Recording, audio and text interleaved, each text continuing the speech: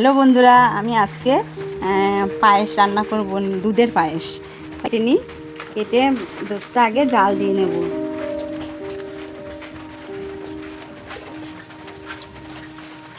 এটা red cow কোম্পানির দুধ এনেছি।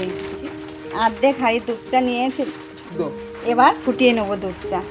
বালতিতে গরুর দুধও নিয়ে নিয়েছি। গোবিন্দভোগ চালটা নিয়ে নিয়েছি।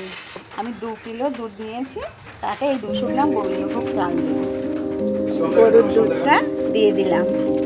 প্রথমে প্যাকেট দুধটা জাল দিয়ে নিলাম, তারপর গরুর দুধটা ওটা ঢেলে দিলাম। এগুলো সব কিছু সাজিয়ে নিয়েছি। এগুলো কাজু বাদাম নিয়েছি, কিশমিশ